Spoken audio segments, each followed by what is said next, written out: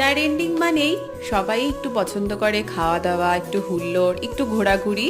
তাই আজকে আমি আর দেবু দুজনে মিলে গিয়েছিলাম সিনেমা দেখতে, তারপর ওখান থেকে গিয়েছিলাম খাওয়া দাওয়া করতে। তো কি সিনেমা দেখেছি এবং কেমন দেখেছি সেটা নিয়ে তো আরেকটা মিনি ব্লগ আমি করেইছি, সেটা অবশ্যই আমার চ্যানেলে আছে, তোমরা গিয়ে ভিজিট করতে পারো। আর আমি ডেসক্রিপশনে লিঙ্কটা দিয়ে দেবো। তো আমরা চলে এসেছিলাম খাওয়া দাওয়া করতে শেরি পাঞ্জাবে। তো ওখানেই আমরা রাতের ডিনারটা কমপ্লিট করেছিলাম। তো এখন ভিতরে ঢুকে গেছি এবং খুব সুন্দর করে ডেকোরেশন করা ছিল ক্রিসমাস এবং নিউ ইয়ারের জন্য। অর্ডার দিয়ে নিয়েছিলাম চিলি চিকেন আর মিক্সড ফ্রাইড রাইস আর তন্দুরি রুটি, দুজনে মিলে এখন ডিনার করে নিচ্ছিলাম। খাবারটা বেশ ভালোই ছিল। আর সব থেকে বড় কথা, ঠান্ডার দিনে গরম গরম খাবার খেতে কিন্তু বেশ ভালোই লাগে।